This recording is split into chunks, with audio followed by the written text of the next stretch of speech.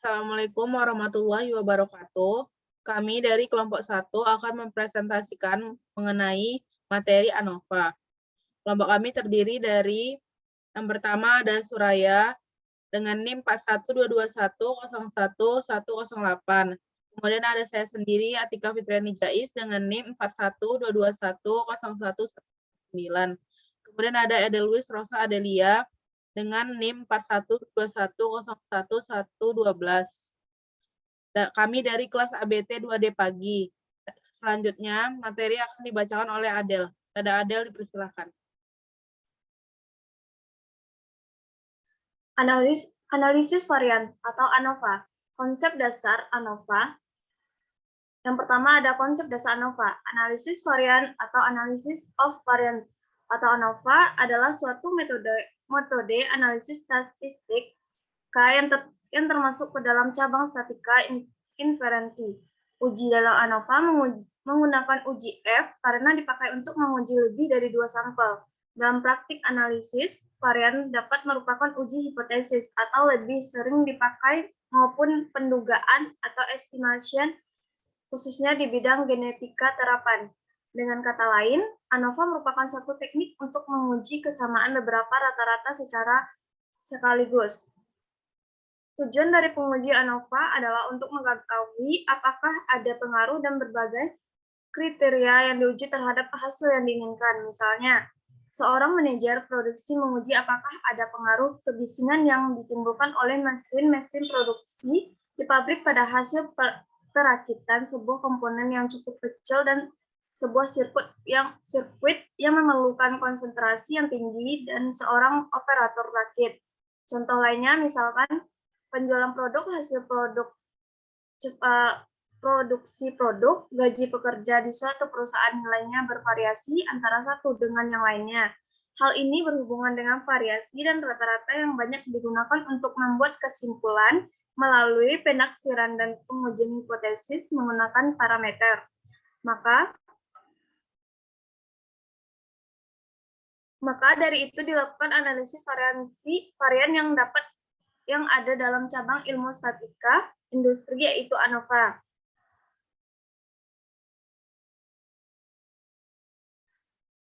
Penerapan ANOVA dalam dunia industri adalah untuk menguji rata-rata dan data hasil pengamatan yang dilakukan pada sebuah perusahaan ataupun industri.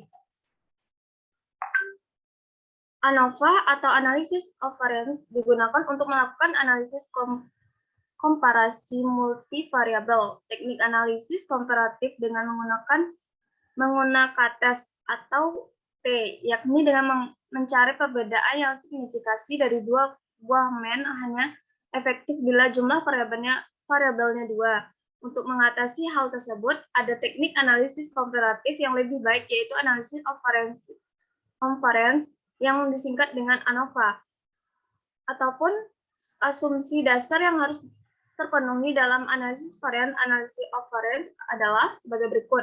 Pertama, ada distribusi data harus normal atau kenormalan. Agar data berdistribusi normal dapat ditempuh dengan cara memperbanyak jumlah sampel dalam kelompok. Kedua, setiap kelompok hendaknya berasal dari populasi yang sama dengan varian yang sama. Bila banyak sampel sama pada setiap kelompok, maka kesamaan variannya dapat diabaikan. Tapi bila banyak sampel pada masing-masing kelompok tidak sama, maka kesamaan varian populasi sangat diperlukan. Yang ketiga, sampel hendaknya diambil secara acak, sehingga setiap pengamatan merupakan informasi yang bebas. ANOVA dapat digolongkan ke dalam beberapa kriteria. Pertama, klarifikasi satu arah. ANOVA klarifikasi satu arah merupakan ANOVA yang didasarkan pada pengamatan satu kriteria. Kedua, yaitu klarifikasi dua arah, merupakan ANOVA yang didasarkan pada pengamatan dua kriteria. Ketiga, klarifikasi banyak arah, yang merupakan ANOVA yang didasarkan pada pengamatan banyak kriteria. Selanjutnya, yang kedua yaitu distribusi F. Seperti halnya distribusi T, bentuk kurva distribusi F tergantung dari jumlah derajat bebas DF, yaitu terdiri dari 2 derajat bebas, di mana 1 sebagai pembilang dan 1 sebagai penyebut. Keduanya disebut sebagai parameter untuk distribusi F. Bisa dilihat sebagai rumusnya. Berdasarkan gambar distribusi F, di bawah terlihat banyak meningkatnya derajat bebas DF. Puncak kurva distribusi F bergerak ke kanan sehingga kemiringannya berkurang. Seperti gambar di bawah.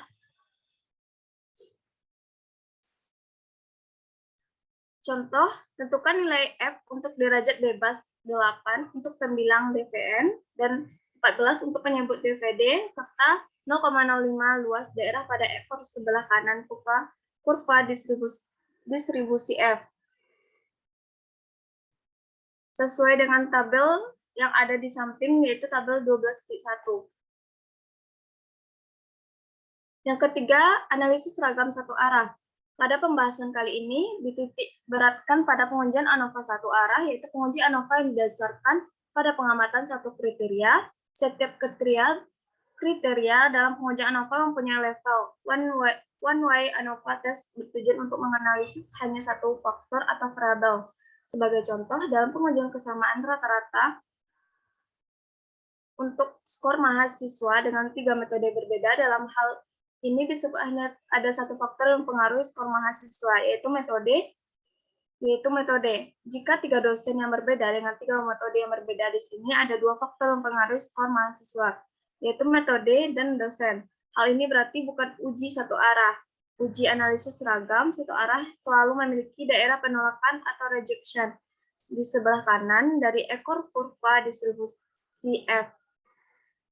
Pengujian hipotesis dengan ANOVA memiliki prosedur yang sama dengan uji hipotesis sebelumnya. Beberapa asumsi yang harus dipenuhi oleh one way ANOVA antara lain bahwa populasi-populasi di mana sampel diambil terdistribusi atau mendekati normal, dan populasi-populasi di mana sampel diambil memiliki ragam atau simpangan baku yang sama.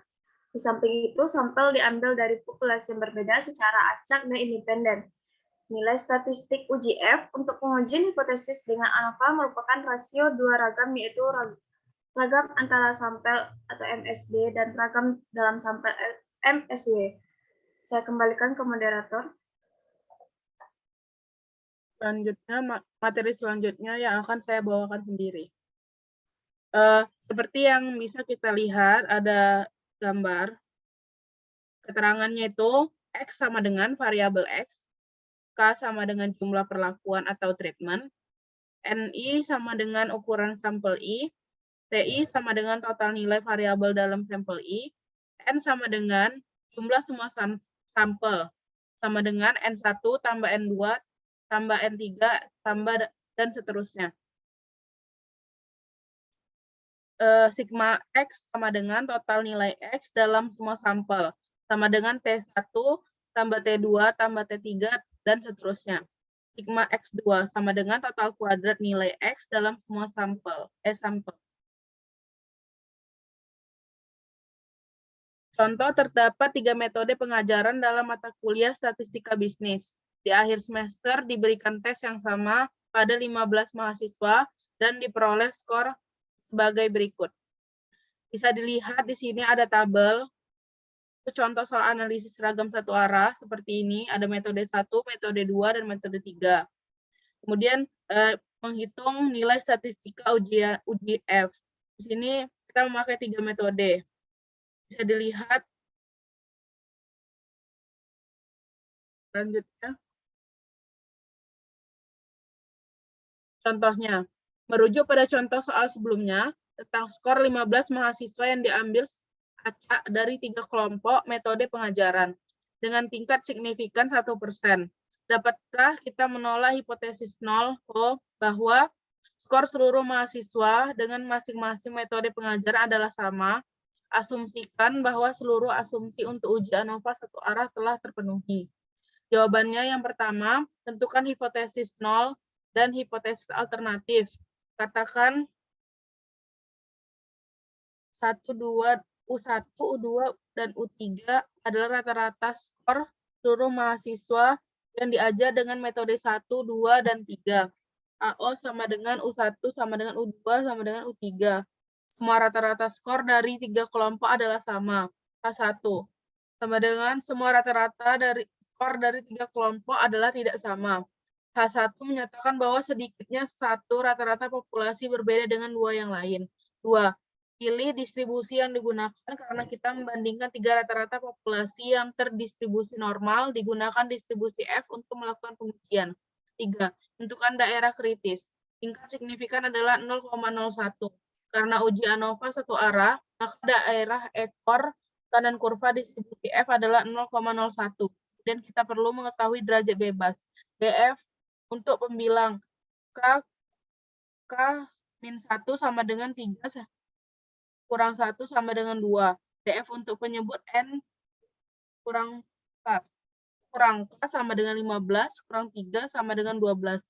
Sehingga dari tabel distribusi F, nilai kritis untuk F 0,01 dalam kurung 2,12 sama dengan 6,93. 4. Tentukan nilai statistik uji F. Setelah dihitung bahwa F hitung sama dengan 1,09. Membuat keputusan. Karena F hitung sama dengan 1,09 lebih kecil dari nilai kritis F sama dengan 6,93. Yaitu pada daerah penerimaan Ho. Dan kita gagal menolak Ho. Sehingga disimpulkan bahwa rata-rata skor ketiga populasi adalah sama. Dengan kata lain, perbedaan metode pengajaran tidak menunjukkan pengaruh pada rata-rata skor mahasiswa. Dapat dilihat pada gambar di samping. Kemudian saya serahkan materi selanjutnya akan dibawakan oleh Suraya. Kepada Suraya saya persilahkan.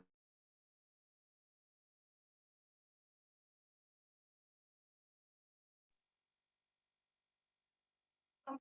Praktik komputer, ANOVA dengan Excel, dan ANOVA single faktor. ANOVA atau analisis varians digunakan untuk menguji lebih dari 2 sampel dengan asumsi bahwa populasi dari berbagai kelompok sampel ini berdistribusi normal dengan besar varian sama. Dengan kata lain, analisis varians digunakan untuk menguji apakah rata-rata atau mean dari populasi-populasi dari mana sampai sampel tersebut diambil adalah sama ataukah memang berbeda secara nyata. Manajer produk kasus. Manajer produksi perusahaan rokok pertama ini dibagi menjadi 4 bagian mempunyai produktivitas yang sama.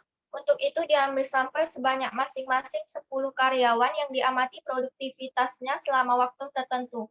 Berikut adalah hasil produktivitas sampel-sampel tersebut. Bisa dilihat pada gambar di bawah. Dari data di atas akan dianalisis apakah produktivitas karyawan sama ataukah berbeda.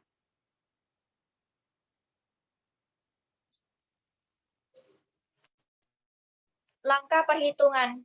Kasus di atas adalah kasus sampel yang independen, dalam arti sampel 1 tidak berhubungan dengan sampel 2, dan seterusnya. Karena jumlah sampel lebih dari 2, maka bisa dipakai analisis varians ANOVA.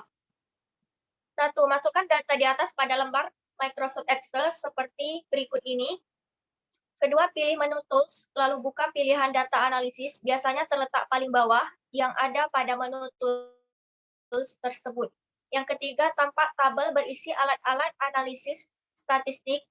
Dari serangkaian alat-alat analisis statistik tersebut sesuai dengan kebutuhan. Pada kasus, pilih ANOVA single faktor lalu tekan OK. Seperti pada gambar di bawah ini. Langkah pengisian. Yang pertama untuk input range bisa dilakukan dengan mengetik A1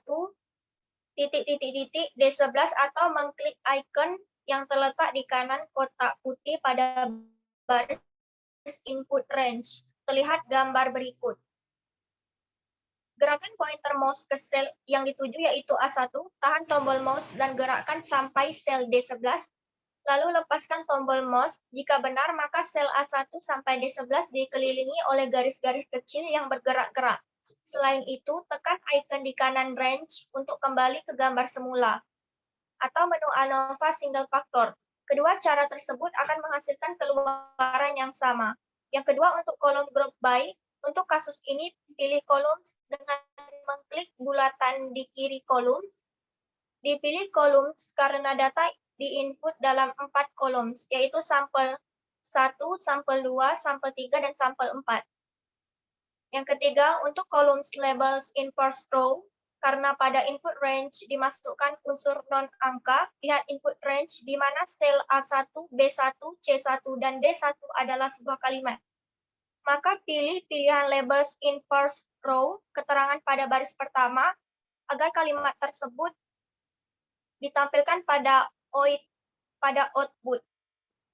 Berikut beberapa kemungkinan sehubungan dengan pilihan labels in first row.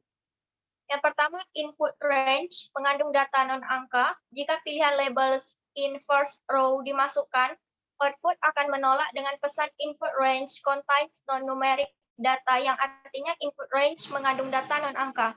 Jadi, label in first row harus dipilih, atau klik kotak di sebelahnya. Yang kedua, input range semuanya data numerik. Jika pilihan labels in first row tidak dimasukkan, output akan tetap berjalan normal.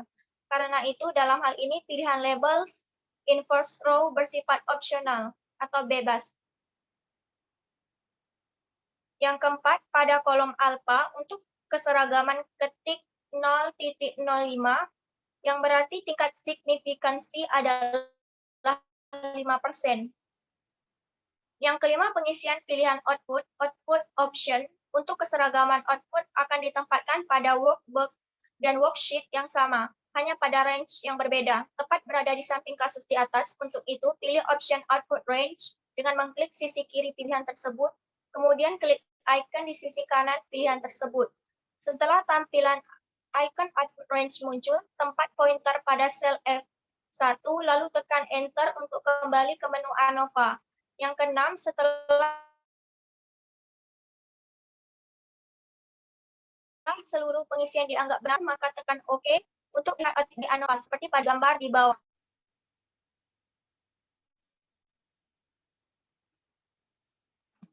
Analisis hasil. Yang pertama, membuat hipotesis. Hipotesis untuk kasus ANOVA di atas adalah H0 sama dengan U1 sama dengan U2 sama dengan U3 sama dengan U4. Artinya rata-rata produktivitas karyawan tidak berbeda. H0 dibagi U1 sama dengan U2 tidak sama dengan U3, tidak sama dengan U4. Artinya rata-rata produktivitas karyawan sampel 1 sampai dengan sampel 4 memang berbeda. Yang kedua, menentukan F-table dan F-hitung. F-table, tingkat signifikansi 5%, A sama dengan 0,05, degree of freedom pada numerator, lihat kolom DF pada baris kolom di output komputer. Didapat DF sama dengan 3, yaitu jumlah kolom 1 sama dengan 4. 1. Degree of freedom pada denumerator, lihat kolom DF pada baris within di output komputer. Didapat DF 36, yaitu jumlah data dikurangi jumlah kolom sama dengan 10 tambah 10 tambah 10 tambah 10 minus 4. Untuk 0,05 di titik koma 3, titik koma 36 pada F-table didapat 2.662 F-hitung. Dari hasil output pada kolom F didapat hasil F-hitung sebesar 0,5042. Yang ketiga, pengambilan keputusan. Dengan membandingkan F-table dan F-hitung, karena F-hitung 0,5042 lebih kecil dari F-table 2,8662, maka HO diterima atau produktivitas karyawan sebenarnya sama di antara sampel 1 sampai dengan sampel 4. Dengan melihat nilai probabilitas F-value, karena P-value hasil perhitungan dari komputer adalah 0,6817, lihat kolom P-value yang lebih besar dari 0,05. Maka HO diterima atau karyawan pada sampel 1, maka produktifnya dengan karyawan pada sampel 2, sampel 3, dan sampel 4